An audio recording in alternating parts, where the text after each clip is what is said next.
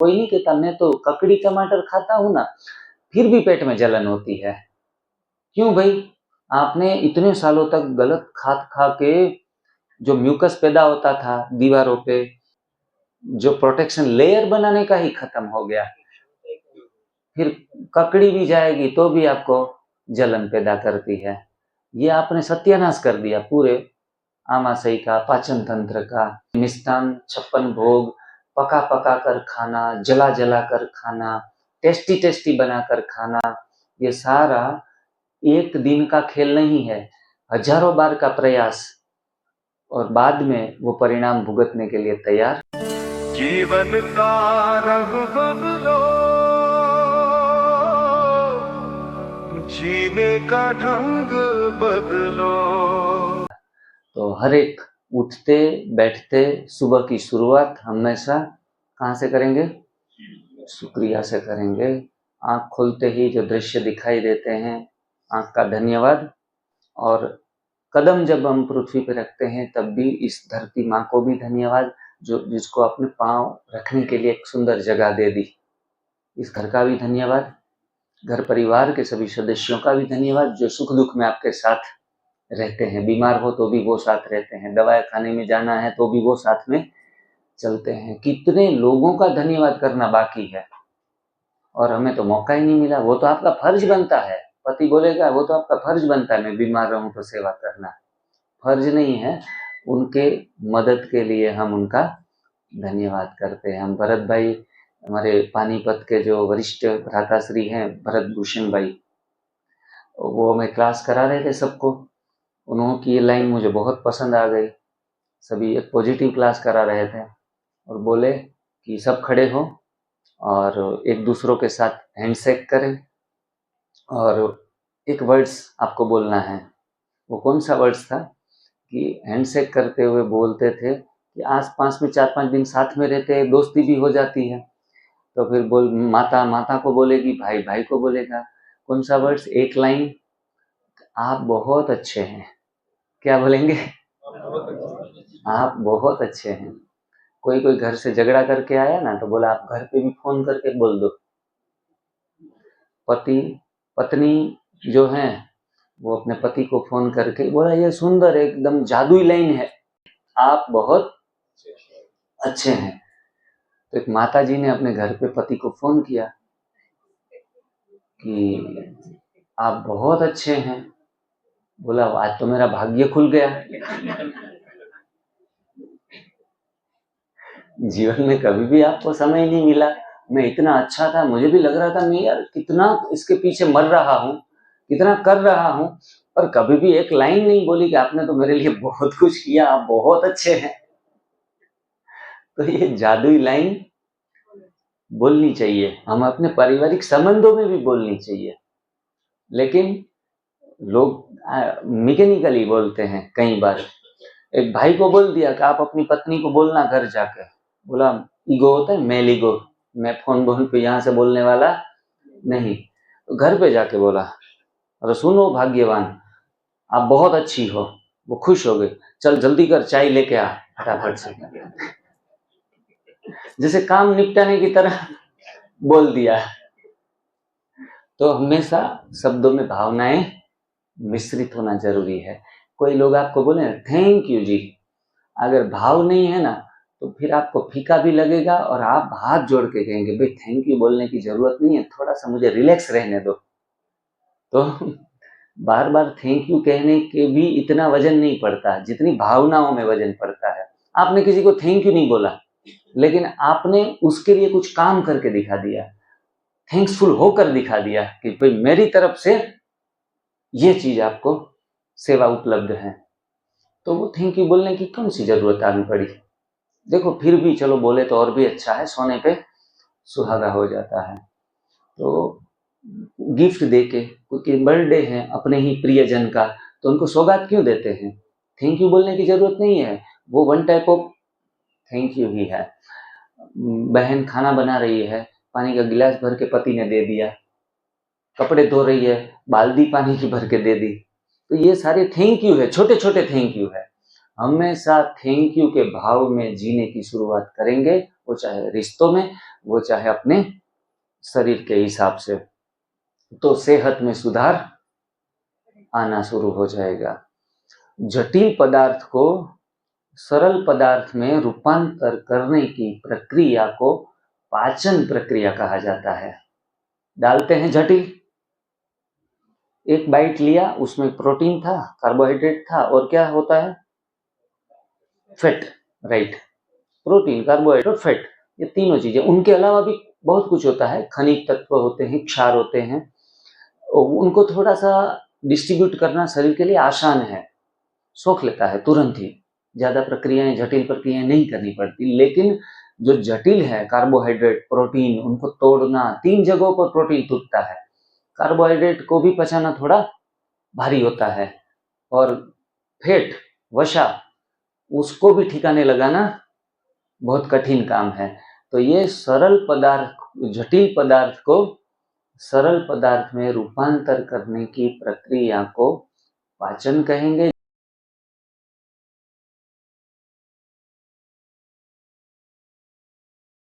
पाचन बिगड़ा, उनका जीवन खराब हो गया। बोलते हैं खाना तो खा लेते हैं लेकिन पचता नहीं है, मंदाग्नि हो चुका है। और ये खुशी के साथ भी जुड़ा हुआ है। आप खुश भी रहने की कला नहीं जानते तो भी आपका पाचन मंद हो जाता है। आप आराम से सोच में ही बैठे रहते हैं, चिंताओं में बैठे रहते हैं, तो भी आपका अग्नि कैसा हो जाता है?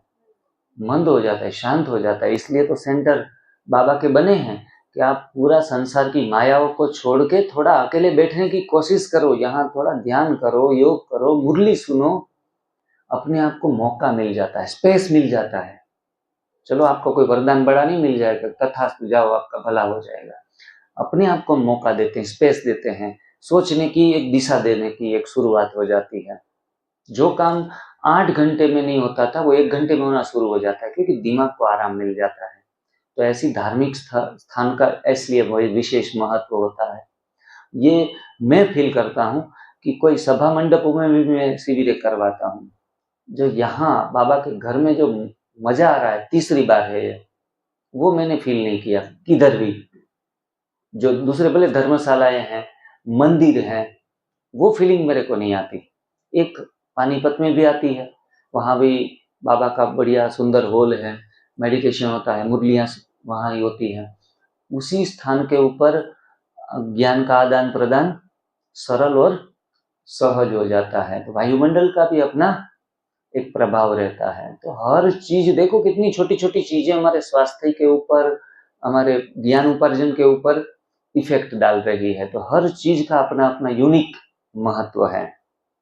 तो ये सारे जटिल पदार्थ जब हमारे मुख में डलते हैं, पाचन देखने के बाद सलाइवा क्रिएट होगा, चबाने की शुरुआत होगी, दो दांत से पाचन होना शुरू हो जाएगा। पेट में जाने के बाद पाचन नहीं होता, कार्बोहाइड्रेट अपने मुख से ही पाचन होना शुरू हो जाता है। तो पाचन की प्रक्रिया, पचना मुख से शुरू हो गया। अब नीचे जाएगा शरीर में, प्रोटीन का पाचन छोटी आंत में होगा, प्रोटीन का पाचन आमाशय में होगा, और प्रोटीन का पाचन कुल मिला के 3 जगह पे होएगा शुरुआत। लेकिन मुख में प्रोटीन का पाचन नहीं होता। तो इस प्रकार से इनको हम पाचन प्रक्रिया को फिजियोकेमिकल प्रोसेस बोलेंगे। फिजियो भी है, फिजिकल भी है, और केमिकल भी है। दांत ऐसे ऐसे हिलते हैं तो वो कौन सी प्रोसेस हो गई? फिजिकल हो गई। और दांत के नीचे से, अपने मसूड़ों से, अपनी सलाइवा से, ग्लैंड से सारी जो निकल रही है चीजें, जो आपको स्वाद दे रही है, खाने की इच्छा जगा रही है, वो कौन सी क्रिया हो गई? केमिकल हो गई। तो ये फिजियोकेमिकल पूरा प्रोसेस है।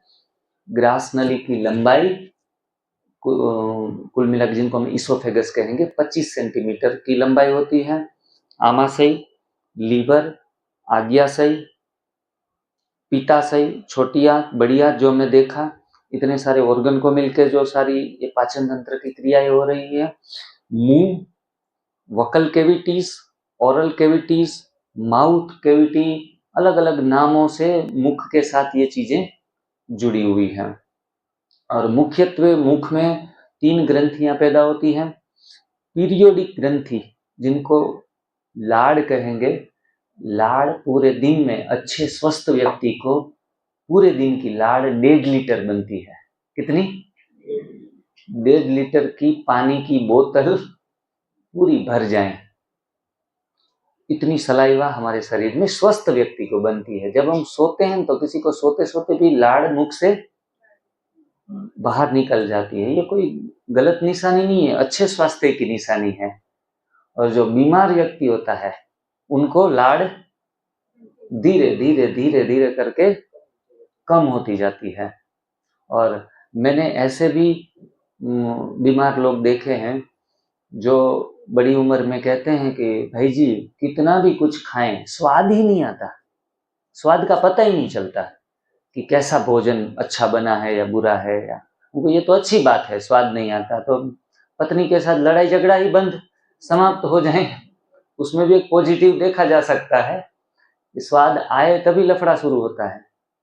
लेकिन हमने अपनी ग्रंथियों का कत्ल कर दिया, मार दिया है झूठे स्वाद दे दे के उम्र से पहले। अब 4 प्रकार लाइजोम, टाइलिन, ये सारे लाड़ के अंदर होते हैं 4 प्रकार की चीजें। वो भगवान ने रचना की है कि जब हम खाते हैं, हाथ हमारे जूठे हैं, कहाँ इधर उधर टेबल पे हाथ रख दिया, यहाँ कोई जीवाणु हमारे हाथ में लगे हैं छोटे छोटे न दिखने वाले, अब वही हाथ से हम फिर खाना शुरू कर देते हैं। अब जीवाणु भी साथ में गया तो लाड़ में जो लाइजोम बनता है वो जीवाणु को, गलती आप करेंगे लेकिन परमात्मा आपके साथ गलत होने का मौका नहीं छोड़ रहा है, इसलिए वो लाइजोम वो ग्रंथ में होता है, ग्रंथियों में, जो आपकी वो जीवाणु को खत्म करने की शुरुआत कर देता है। स्टार्च का पाचन, मंड का पाचन, टाइलिन जो हमारे लाड़ के अंदर होता है वो मंड का पाचन करता है। बाद में जूस जैसा जो निकलता है चिपचिपा, वो चिपचिपाहट खोराक को थोड़ा चबाकर सीधा टुकड़े टुकड़े भेजना, इनके बदले वो बोलस बन जाता है, एक गोला बन जाता है। खाने को हम चबाते हैं तो उसमें चिपचिपाहट लाना जरूरी है। बहनें लड्डू बनाती है ना, तो लड्डू में जब चिपचिपाहट घी डालकर लाते हैं तब वो बंधता है, बोलस बनता है। तो इस परमात्मा ने हमें वो म्यूकस दिया है, वो म्यूकस से वो गोला बन जाता है, वो आराम से नीचे सरक जाता है। और देखो ईसोफेगस से फट से नीचे गिरेगा पेट में तो पेट को प्रेशर आएगा, बोलस इतना बना, लेकिन उसमें भी परमात्मा की रचना है, वो बोलस थोड़ा सा खिसकेगा फिर रुक के बाद में खिसकेगा, इसे रुक रुक के आराम से लास्ट समय भी रुकेगा आमाशय में पड़ने से पहले। ऊपर से पूरा 25 सेंटीमीटर का प्रेशर नहीं जाएगा आमाशय में धब से। इनको बोलते हैं साइंस की भाषा में क्रमानुकुचन। ये क्रमानुकुचन किसने एडजस्ट किया? ये भी परमात्मा की देन है कि खाना भी बड़े आराम से एक फैसिलिटी, वीआईपी फैसिलिटी के साथ आगे बढ़ता जाए। मल भी बनता है ना, तो मल को भी आगे सरकने के लिए हमारी इंटेस्टाइनों की रचना बीच में ऐसी है, पूरी नली नहीं है, ऐसी होलो, बीच में ऐसा शेप दिया गया है।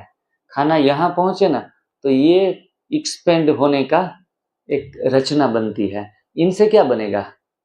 ये जो मूवमेंट से मल को आगे थोड़ा खुलेगा, आगे जाएगा, फिर से ऊपर से प्रेशर आ डालेगा, मल को पुश कर देगा आगे के लिए। इसको पैरासिस्टिक मूवमेंट बोलते हैं। ये परमात्मा की रचना की गई है, आपका मल भी आगे आराम से धकेला जाए।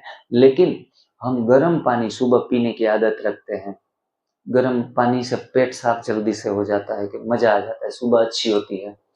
लेकिन गर्म पानी लगातार पीने से ये पैरासिस्टिक मूवमेंट हमारी कम हो जाती है, फिर मल को धकेलने की क्षमता आते लोस्ट कर देता है। इसलिए आयुर्वेदिक के कोई कोई नुस्खे जो शॉर्ट टर्म के लिए फायदेमंद है, वो हमने जीवन भर के लिए लाइफस्टाइल बना दिया है।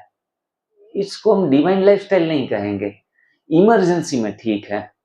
कुछ कुछ आदतें इमरजेंसी में ठीक है, सदा काल के लिए अपनी आदत बना लेना गलत है। प्रश्न पूछते हैं लोग कि भाई जी इसमें तो गर्म पानी का रोल ही नहीं है, एनडीएस में गर्म पानी पीने से हमें तो महसूस होता है, कि सुबह अच्छा पेट साफ आता है, तो क्या ये गलत है आयुर्वेद? ये क्या गर्म पानी पीना गलत है?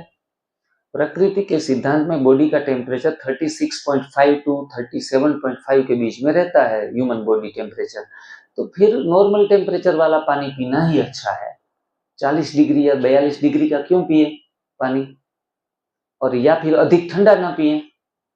फ्रिज के अंदर रखा हुआ पानी बार बार पीने की आदत किसी को एक हैबिट हो जाती है, हैबिचुअल हो जाते हैं। फ्रिज का पानी विंटर की सीजन में भी पीते रहते हैं और कहते हैं मंदाग्नि है, खाना पचता नहीं है, भूख लगती नहीं है।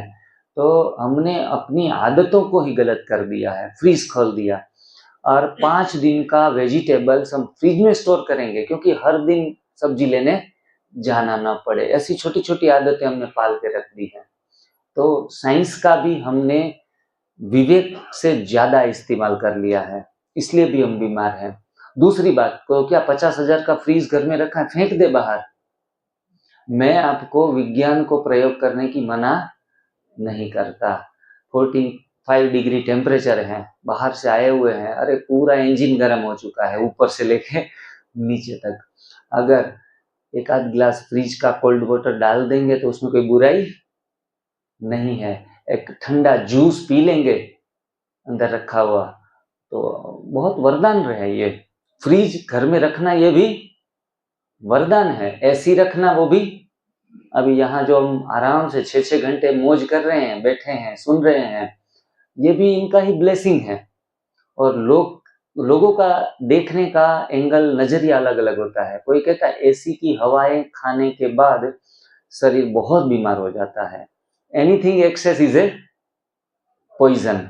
लेकिन सही समय, सही विज्ञान का प्रयोग कर लेना ये भी होशियारी है, समझदारी। घर में मैं तो कहता हूँ एक ऐसी हर रोज जरूरी है हर एक के घर में। इमरजेंसी में थोड़ा ठंडा होने के लिए मैं कई बार देखता हूँ, काफी सारी बातें दिमाग में होती है। मैं कई बार लिखता था ना, तो गर्मी है, बैठने में थोड़ा सफोकेशन हो रहा है, तब अंदर से अच्छे अच्छे विचार आना थोड़ा कम हो जाते हैं। जैसे ही एसी चालू कर दिया ना, तो जो लिखने का मजा है वो अलग है। न स्फुरने वाली बातें भी दिमाग से निकलने लगती है। तो वही एसी ने एक अच्छा काम कर दिया। आप किस तरीके से उनको यूज कर रहे हैं? कम मात्रा में, जरूरत के हिसाब से विज्ञान को प्रयोग कर लेना अपने आप में विज्ञान वरदान है। हमारी विवेक बुद्धि नष्ट हो चुकी है, इसलिए वही विज्ञान हमारे लिए अभिशाप बन गया है और हमें खत्म कर रहा है। 24 घंटे ऐसी शुरू है, कार में भी ऐसी, घर में रूम में भी ऐसी, ऑफिस में भी ऐसी, सब जगह ऐसी आदतों में हमने अपने आप को खुद को ढाल दिया है। कभी छत के नीचे ही हम रहते हैं, कभी आकाश के नीचे घूमने गए ही नहीं, बेरफुट वॉकिंग किया ही नहीं, नंगे पैर घास पे चले नहीं, मिट्टी पे चले नहीं, और हम कहते हैं हम बीमार हो गए। प्रकृति के साथ एकदम से कटाव हो गया हमारा और पूरा विज्ञान के साथ जुड़ाव हो गया। तो एक्सेस यूज करने से हम बीमार हुए हैं। तो हर एक चीज को किसी भी एक एंगल से भागने की आवश्यकता नहीं है। विज्ञान कहता है कि भगवान के विरुद्ध में काम कर रहा है। मैं तो कहता हूँ विज्ञान भी अपने आप में परमात्मा का ही सर्जन है। विज्ञान भी कोई भगवान ने ही प्रेरणा दी है मनुष्य आत्माओं को। लैंप भी इन्वेंशन हुआ तो, लेकिन बस दिन रात आंखों के सामने बत्ती ही जल रही है, आंखों की रोशनी खराब हो जाएगी। तो सही रीति से आप यूज करो विज्ञान का, वो चाहे फ्रीज का हो, वो चाहे एसी का हो, चाहे एनी इंस्ट्रूमेंट, मोबाइल का भी हो। कोई कहते हैं मोबाइल है ना, उनको डिटॉक्स करना जरूरी है।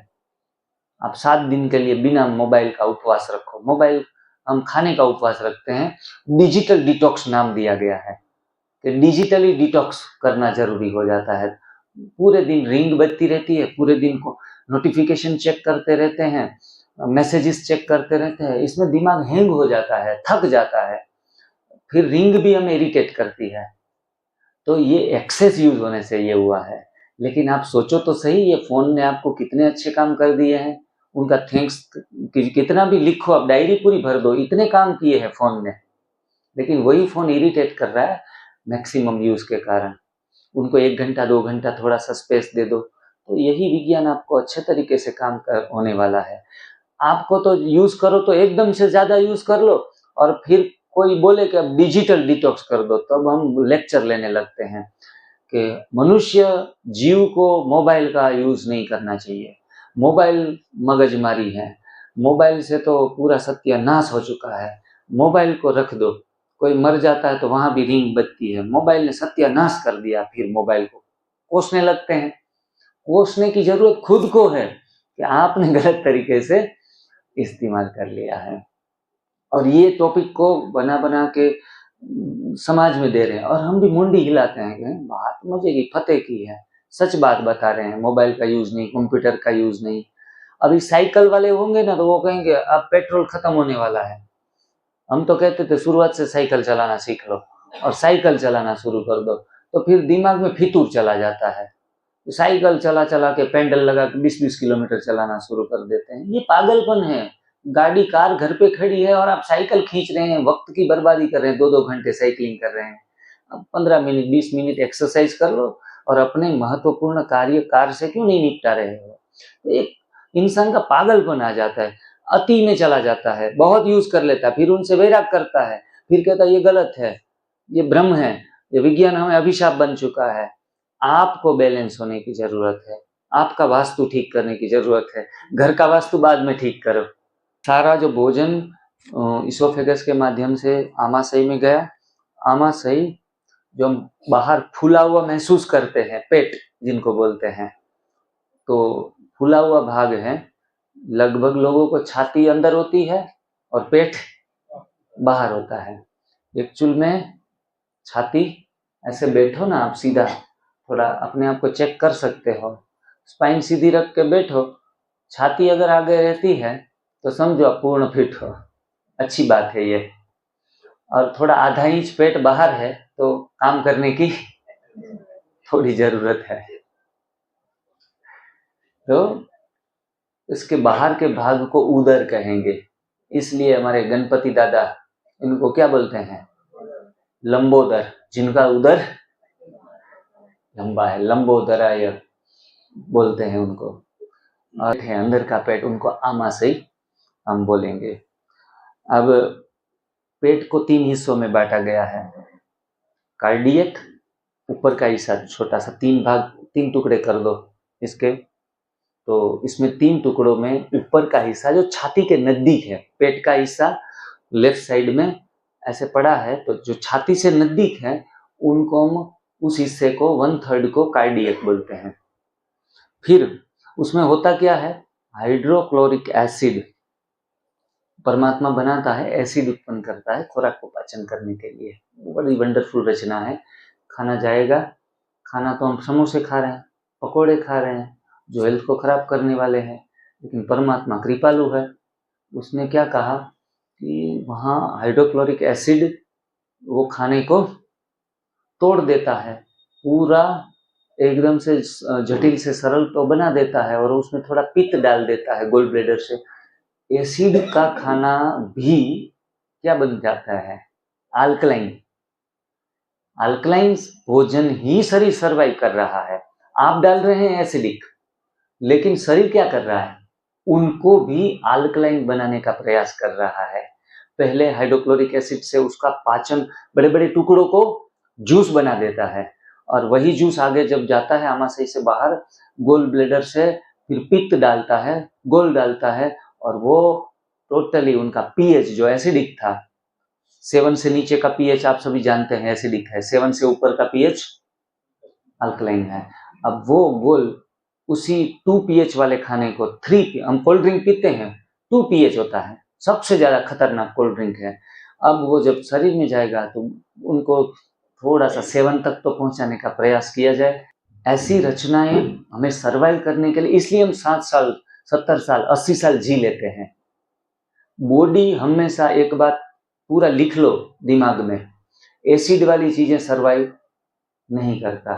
Every disease survive in the acidic body. Alkaline body can not survive any type of disease. तो ककड़ी, टमाटर, गाजर, बीट अल्कलाइन है। तो लोग कहते कच्चा खाने से कैसे बीमारियां छूट रही है, because alkaline body can not survive any disease, शरीर के अंदर कोई बीमारी सर्वाइव ही नहीं कर पाई, उनको निकलना ही पड़ेगा। आप डाल रहे हैं सही, खून जब पीएच वैल्यू अल्कलाइन बन जाएगी, इतना डालो, 2 महीना डालो, 4 महीना, 6 महीना, पूरा खून हमारा अल्कलाइन हो जाए, तब जाके बीमारी अपने आप ही छूट जाएगी। ये भी एक साइंस ही काम कर रहा है। तो इस प्रकार से हाइड्रोक्लोरिक एसिड जो बाकी बचे कुचे जो भी जीवाणु हैं, जो लाइसोजेम से खत्म नहीं हुए हैं, वो जीवाणु को कौन खत्म करेगा? Hydrochloric acid. और बीच का हिस्सा है उनको फंडिक बोलते हैं, फंडिक। और उसमें रूजी होती है जो खुराक को बीच में पकड़ के रखती है। आप आमाशय में तिरछा पड़ा हुआ है, भोजन तो नीचे चला जाएगा बॉटम में, लेकिन बीच में क्यों पड़ा रहता है? उसमें वो फंडिक होते हैं, रेसे रेसे होते हैं, जिगजैग, वो खाने को पकड़ कर रखते हैं, नीचे नहीं जाने देते उनको। जब तक उनका काम तमाम न कर दे भोजन का, तब तक वो लास्ट वाले हिस्से में भोजन को नहीं पहुंचाएंगे। तो ये आमाशय की रचना भी अपने आप में बहुत खूबसूरत है कि, और लास्ट का जो हिस्सा है उनमें पाइलोरिक कहेंगे। पाइलोरिक में जठर रस पैदा होता है और जो आसपास में म्यूकस पैदा कर देता है। म्यूकस की एक लाइन आमाशय में एक लेयर बना देती है, वो निचले वाले हिस्से से पैदा होती है, जठर रस जिनको बोलते हैं, जिनके कारण ये हाइड्रोक्लोरिक एसिड, जिनका पीएच वैल्यू भी 2 है, वो भी आमाशय को जला नहीं देता। खुराक को जला देता है लेकिन आमाशय को नहीं जलाएगा, क्योंकि शरीर की रचना है, नीचे के पाइलोरिक हिस्से से जो पैदा होता है म्यूकस, वो म्यूकस की लेयर एक प्रोटेक्शन लेयर है जो आमाशय की दीवारों तक ये एसिड को रिफ्लेक्ट नहीं होने देती। देखो ये छोटी छोटी रचनाएं, आज मैं थोड़ा डीप में इसलिए जा रहा हूं कि अंदर जो चल रहा है ना पूरा विज्ञान, वो हमारे अंदाजे से, हमारी समझ से काफी परे है। और उस पाचन तंत्र को हम बहुत गंदे तरीके से गलत चीजें डाल डाल के सारी क्षमताओं को नष्ट कर देते। कोई नहीं कहता, मैं तो ककड़ी टमाटर खाता हूं ना, फिर भी पेट में जलन होती है। क्यों भाई? आपने इतने सालों तक गलत खाद खा के जो म्यूकस पैदा होता था दीवारों पे, बार बार इतना अवड़ उबड़ खाबड़ खा खा के इतना म्यूकस पैदा कर लिया कि फिर म्यूकस पैदा करने की ग्रंथियां ही, जो प्रोटेक्शन लेयर बनाने का ही खत्म हो गया। फिर ककड़ी भी जाएगी तो भी आपको जलन पैदा करती है। ये आपने सत्यानाश कर दिया पूरे आमाशय का, पाचन तंत्र का। वो बड़े बड़े मिष्टान, 56 भोग, पका पका कर खाना, जला जला कर खाना, टेस्टी टेस्टी बनाकर खाना, ये सारा एक दिन का खेल नहीं है, हजारों बार का प्रयास, और बाद में वो परिणाम भुगतने के लिए तैयार होना पड़ता है। तो इस प्रकार से जो पाइलोरिक का आमाशय का हिस्सा है, उसमें पेप्सिन नाम का एक रसायन होता है, वो प्रोटीन को तोड़ने की शुरुआत कर देता है, प्रोटीन को पेप्टोन में तोड़ता है। प्रोटीन पचने वालों में से नहीं है एक झटके से, तो वो सिर्फ एक टुकड़ों में हिस्सा होता है, उनका नाम है पेप्टोन। वहां से आमाशय प्रोटीन का पाचन, वो किस हिस्से में? पाइलोरिक हिस्से में, लास्ट वाले हिस्से में। और रेनिन नाम का एक रसायन पैदा होता है, वो दूध को दही में परिवर्तन कर देता है। रेनिन नाम का रसायन, माता का दूध जब बच्चा पीता है, तो जैसे पीता है दूध गया, और उनको उल्टी कई बार आ जाती है, कोई फंस जाता है तो बाहर निकाल देता है, तो वही दूध नहीं निकलता, दही टाइप का निकलता है। वो पाइलोरिक में जाके रेनिन उसमें ऐड हो जाता है और वो दूध का पचने में हल्का कर देता है। तो इस प्रकार की रचनाएं काम कर रही है। अब लीवर की बारी। लीवर मैंने जैसे बता दिया कि वो गोल पित्त पैदा करता है। आमाशय में गया हुआ एसिडिक भोजन को अल्कलाइन बनाने का काम लीवर जो पित्त भेजता है उनसे होता है। गोल ब्लेडर को बीच में कंट्रोलर रखता है, और वो जब ट्रांसफर होता है किसके अंदर? छोटी आंत के अंदर, तब वो ये चीजें इसमें मिक्स कर देता है, और एक बिलीरुबिन नाम का तत्व भी जोड़ देता है। सुना है नाम बिलीरुबिन? और बिलीरुबिन क्या करता है कि जो हमारा मल का जो कलर है उसको लाने के लिए जिम्मेवार है। ठीक है, तो इस तरीके से ये हमारी प्रोसेस आगे बढ़ना शुरू हो जाती है। गोल जो है पित्त एंजाइम है, वो हमारी चर्बी का पाचन करता है, जिनको हम इमल्सिफिकेशन कहेंगे। पित्त जिनका कोई पाचन तंत्र में बहुत महत्वपूर्ण अंग नहीं है, फिर भी वो पाचन में मदद करता है, वो है पित्त, जिनको इमल्सिफिकेशन कहते हैं। वो चर्बी को, वसा को पचाने का काम करता है। फिर अगर गोल ब्लेडर निकाल दे तो भी हमारी चर्बी का स्टोरेज होना और ये सारी चीजें थोड़ी ऊपर नीचे हो सकती है। आज्ञाशयी पेनक्रियास, पेनक्रियास संपूर्ण पाचन एंजाइम्स, सारे के सारे पाचन एंजाइम्स हमारे आज्ञाशयी से पेनक्रियास से उत्पन्न होते हैं। जिनका पेनक्रियास बगड़ा, जो शुगर के बीमार लोग हैं ना, वो समझते बस थोड़ा सा पेनक्रियास में तो कमी है, लेकिन आप पूरे अपने पाचन तंत्र का सत्यानाश करने पर तुले हैं। अगर आप दवाइयां खा रहे हैं शुगर की, तो क्या कर रहे हैं, अपने पेनक्रियास को एक थप्पड़ लगा रहे हैं। तो शुगर की 10 साल, 15 साल, 20 साल बीमारी में दवाइयां खाने वाले लोग अपने पेनक्रियास को लास्ट में बिल्कुल खत्म कर देते हैं। दवाइयां खाना सबसे बड़ी मूर्खता है। दीवार कब टूटती है? एक हथौड़े से नहीं टूटेगी, बार बार हथौड़े लगाते रहेंगे, एक बार दीवार पूरी ध्वंस हो जाएगी। इस तरीके से हम दवाइयां द्वारा हथौड़े लगाते हैं। कोई अच्छा काम, अच्छे डॉक्टर की अच्छी दवाइयां समझना ही गलती है। तो दवाइयां खाना मूर्खता ही है। जो शुगर की दवाइयां, इंसुलिन जो भी ले रहे हैं, थप्पड़ ही लगाते हैं। गोली एक थप्पड़ है और जो इंसुलिन लेते हैं वो 100 थप्पड़ मारने जैसा है, इंसुलिन का चक्कर। तो इस चीज से हमें अगर निजात पाने का रास्ता मिला है तो पूरी ईमानदारी से कर लेना चाहिए ये चीज को। और थोड़े लक्षण ऐसे भी आएंगे, बुखार आ सकता है, सिर दर्द हो सकता है, फोड़े फुंसी हो सकते हैं। हर बात हर शिविरों में बताई जाती है। जी मचलने लगता है। फिर हम कहे कभी एक दिन करके आज निकल जाएं शाम की गाड़ी से। मानसिक रीति से संतुलन भी बिगड़ता है कई बार कि भाई ये तो सारा एक अत्याचार हो रहा है हमारे खुद के साथ। जी भी मचलेगा, कल एक दिन स्किप कर जाते हैं, यहाँ लोकल के ही हैं। ये से शारीरिक एवं मानसिक लक्षण आते हैं। यूरिन भी गाढ़ा येलो हो जाता है। तो पोटी में भी जैसे डायरिया हो जाना, ये लक्षण आपको आ सकते हैं। इस चीज से घबराने की आवश्यकता नहीं है। तो एनीमा किन लोगों ने, सभी ने किया है आज? जिन्हों डर लगा, तकलीफ हुई, ऐसे कोई लोग हैं तो जरा हाथ खड़ा कीजिएगा कि नहीं हमारे से तो 5 दिन भी नहीं हो पाएगा। तो उनका कुछ समाधान ढूंढेंगे और प्राइवेट में भी पूछ सकते हैं।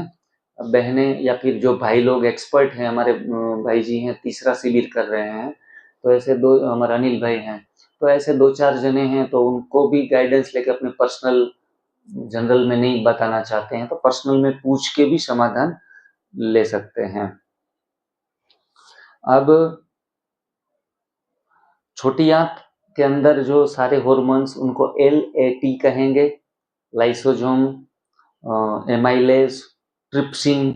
वो ट्रिप्सिन जो है वो पेप्टोन को पेप्टाइड में बदलता है। प्रोटीन एक कदम और आगे पाचन होने की शुरुआत छोटी आंत में होती है। छोटी आंत के अंदर एक कोलेस, ये विज्ञान की बातें हैं, थोड़ी बोरिंग बातें हैं, लेकिन थोड़ा सा साइंस समझेंगे आज, क्योंकि थकना नहीं है। थोड़ा जितना भी ज्ञान को तो जितना अर्जित किया जाए उतना कम है। तो छोटी आंत जो कोलेसिस्टोकाइनिन नाम का एंजाइम उत्पन्न करती है और एक सेक्रेटिन नाम का एंजाइम उत्पन्न करती है। छोटी आंत के 3 हिस्से हैं। उसमें हैं जुजेनम, डिडेनियम और इलियम। ये 3 हिस्सों में बटा हुआ है। तो शुरुआत का जो हिस्सा है उसमें से ये 2 प्रकार के एंजाइम्स पैदा होते हैं, छोटी आंत पैदा करती है। क्यों भाई? क्योंकि ये 2 एंजाइम, कोलेसिस्टोकाइनिन और जो दूसरा एंजाइम है वो है सेक्रेटिन, वो दोनों वो पेनक्रियास को बोलती है कि भाई तू LAT, लेट नाम का 3 प्रकार के एंजाइम हमें दे दो। उनको उत्तेजित करती है वो एंजाइम 3 को पैदा करने के लिए। यहाँ से एक एंजाइम्स वहां भेजती है, सेक्रेटिन, और यहाँ से कोलेसिस्टोकाइनिन गोल ब्लेडर को भेजती है एंजाइम्स पित्त पैदा करने के लिए, जो भोजन को कैसा बनाता है, अल्कलाइन बनाता है। वो काम करता है छोटी आंत का कोलेसिस्टोकाइनिन, उनसे पित्त पैदा होता है, और यहाँ से सेक्रेटिन। तो इतनी सारी रचनाएं एक दूसरों के साथ रिलेट, एंजाइम्स का खेल हमारे दिमाग में आने वाला नहीं है। इतनी सारी प्रक्रियाएं अंदर छोटी छोटी, ये ककड़ी टमाटर खाने के बाद भी होती है। हमने खाना खा लिया, कोई प्यार से आए एक और टुकड़ा ले लो, अरे अंदर कितना बोझ जा रहा है, कितनी सारी प्रक्रियाएं बढ़ जाती है, ये हम नहीं सोचते। कई बार तो वैरायटी प्रकार के भोजन खाकर और संतुष्ट होते हैं। मैं तो कहता हूँ कि ज्यादा वेराइटियां भी अपनी थाली में रखना अच्छी बात नहीं है। हम अपनी पाचन तंत्र के ऊपर क्या कर रहे हैं, बोझ डाल रहे हैं। लोग 10-10 दिन के मैंगो शिविर करते हैं, 10 दिन में मैंगो ही खाते हैं, और 10 साल पुरानी बीमारी चुटकी में 10 दिन में ही सफाया। ये क्यों होता है? क्योंकि शरीर के ऊपर बोझ नहीं गया। कोलेसिस्टोकाइनिन, सेक्रेटिन, ये सारे मामले जो खड़े होते हैं अंदर हार्मोन्स कितने प्रकार के पैदा करने पड़ते हैं शरीर को। वाइटल पावर हमारा खराब होता है, काम ज्यादा करना पड़ता है। तो अब शरीर को काम हमने क्या कर दिया, कम कर दिया। शरीर को कम काम देने से शरीर का रिपेयर मेंटेनेंस बढ़ेगा या कम होगा? बढ़ेगा। सहज समझने वाली बातें हैं। तो ज्यादा वेराइटियां खाने से रिपेयर मेंटेनेंस आप घटा रहे हो, नहीं कि अगर आप हेल्दी हैं तो चबा कर वेराइटियां भी खा सकते हो, लेकिन वेराइटियों के चक्कर में ज्यादा जाने की जरूरत नहीं है। केला खाओ, अमरूद खाओ, आम खाओ, 3 प्रकार के खा रहे हैं आप अपनी डिश में। फ्रूट चाट पड़ा हुआ है, इनके बदले आपने एक फ्रूट काट के खा लिया। आप ही बताओ कौन सा बेहतर है? एक प्रकार का बेहतर है, क्योंकि आपने शरीर को बोझ कम दिया। इसलिए मिक्स सलाद, नवरत्न सलाद रेसिपियों में होता है 9 प्रकार के व्यंजन। आम के दाने भी, अमरूद के दाने भी, अनार के दाने भी हैं, इसमें ग्रेप्स भी हैं। तो ये एकदम से नवरत्न बन गया। तो नवरत्न खाने के चक्कर में भी अभी हम पड़े हैं कि कच्चा भी खाएंगे तो 9 प्रकार के व्यंजन मिश्रित करके खाएंगे। तो ऐसा भी ज्यादा उसके तरफ माइंड दौड़ाने की आवश्यकता नहीं है। आप ये सारे एंजाइम के बोझ को कम करने का प्रयास करो। जब आप बीमार हो, बीमारी जाने के बाद कितनी भी सारी रेसिपियां बना कर रुचि उत्पन्न करके एनडीएस को जीवन भर फॉलो करते रहो, उनकी भी हम मना नहीं करेंगे। तो और लास्ट में इलियम वाला भाग है छोटी आंत का, उसमें इरेप्सिन नाम का एंजाइम्स पैदा होता है, जो वो पेप्टाइड, जो प्रोटीन पेप्टोन से पेप्टाइड बना था, वो पेप्टाइड को एमिनो एसिड में लास्ट में कन्वर्ट करता है। तो प्रोटीन का पाचन सबसे कठिन है। डॉक्टर कहते प्रोटीन खाओ, प्रोटीन खाओ, प्रोटीन खाओ। ज्यादा एक्सेस प्रोटीन खाने से किडनी भी फेल हो जाती है। वो जो जिम में जाने वाले लोग हैं, सयाने, समझू, होशियार, पढ़े लिखे, और वो वहां प्रोटीन के डब्बे भी खाने लगते हैं थोड़े मसल बसल दिखाने के लिए। ऐसे समझदार बड़े बड़े करोड़ोंपति लोग, अभी मैं हिसार में गया था, एक भाई की दोनों किडनियां खत्म हो चुकी थी। तो वो अपनी लाइफस्टाइल मुझे बता रहे थे। मुझे पता चला कि ये सारा 2-2 घंटे का जिम वर्क और साथ में प्रोटीन लेना। ज्यादा श्रम करते हैं, प्रोटीन की जरूरत पड़ेगी, आर्टिफिशियल प्रोटीन भी लेंगे, और इनसे किडनियां खत्म हो जाती हैं। तो ये ज्यादा समझदारी, विज्ञान की ज्यादा होशियार बनना भी अच्छा नहीं है। और साथ साथ में माल्टेज, ग्लेक्टोज और सुक्रेज, ये सारी चीजें माल्टोज को, ग्लूकोज को और सुक्रोज को पाचन करने में ये 3 प्रकार के एंजाइम्स जो हैं वो भी हमारा पेनक्रियास पैदा करता है, जिनके नाम है माल्टेज, ग्लेक्टोज, सुक्रोज। और सबसे अंतिम भाग है बड़ी आंत। बड़ी आंत को जल्दी अब समझ लेंगे, आपका भोजन का वक्त भी होने लगा है। तो आप जो डालने वाले हैं, ये सारी प्रोसेस तो हमने पूरी आज समझी है। सही चुनाव करो भोजन का, मेरा कहने का मतलब ये है। बड़ी आंत की रचना हम जब समझते हैं तो बड़ी आंत का जो पिक्चर है उसमें असेंडिंग कॉलम नीचे से ऊपर जा रही है, फिर यहाँ से ऊपर से नीचे जा रही है मलाशय तक, उसको क्या कहेंगे? Descending column. बीच में जो है दोनों को जोड़ती है, इनको कहेंगे ट्रांसवर्स कॉलम। 3 हिस्सों में बटा गया है। अब थोड़ा सा यहाँ जाके थोड़ा सा मलाशय जाने से पहले थोड़ा सा हिस्सा अंदर की तरफ जाता है, छोटा सा टुकड़ा है, इसको हम कहेंगे सिग्मोइड कॉलम। और लास्ट का हिस्सा जो नीचे उतरता है, जो मैंने प्रथम आपको बताया 2.5 इंच के आसपास का, उनको हम रेक्टम कहेंगे, उनको हम मलाशय कहेंगे। मलाशय और लास्ट में मल जहाँ से बाहर निकलता है उनको हम साइंस की भाषा में एनस कहेंगे। एनस से फिर जो कचरा है, वेस्ट है, वो शरीर बाहर फेंक देता है। तो और इस तरफ के हिस्से में अवशेषीय अंग जो अप्रेंटिस कहेंगे वो पूंछ जैसा होता है, और पशुओं में यही पत्ते चबाने में काम आता है, और हमने पत्ते चबाना बंद कर दिया इसलिए वो नॉन यूजेबल हो गया जो अप्रेंटिस है वो, और उस चीज को हमने कभी यूज किया ही नहीं है।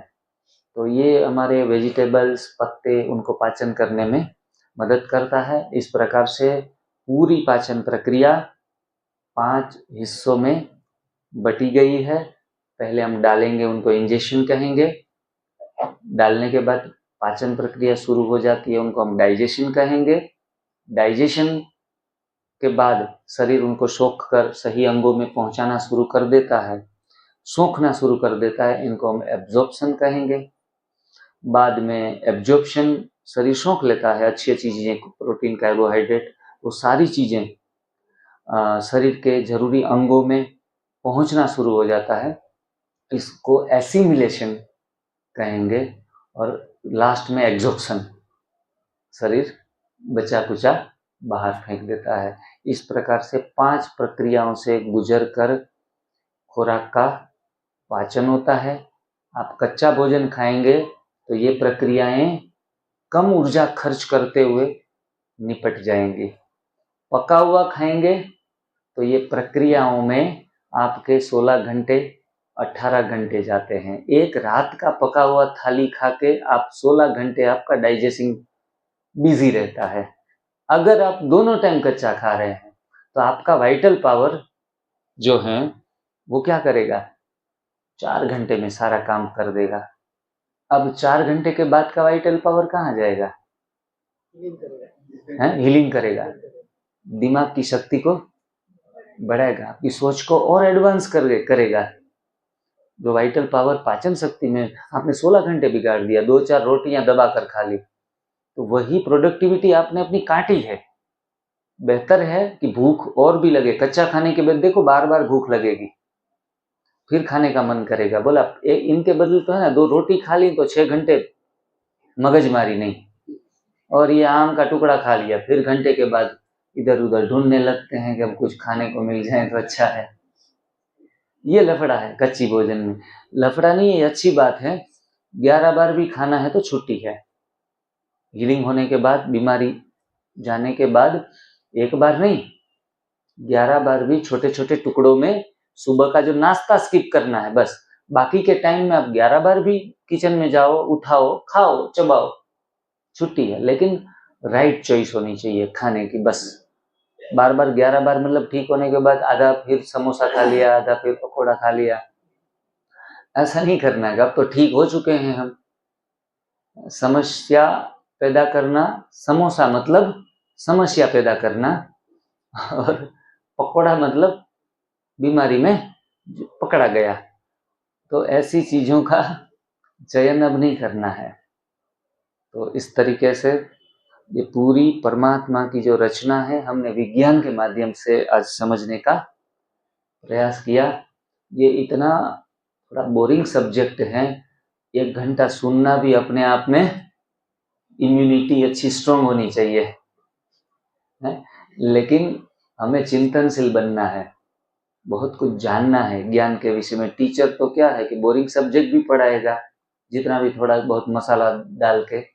तो मैंने अपना एक प्रयास, छोटा सा प्रयास लगाया है कि इस बोरिंग सब्जेक्ट को भी कुछ अच्छे तरीके से आपके सामने पेश कर। मुझे ये सब्जेक्ट लेने में मैं भी खुद कंफ्यूज होता हूँ, क्योंकि 1 घंटे किसी को ये सुनाना मतलब अत्याचार करना है।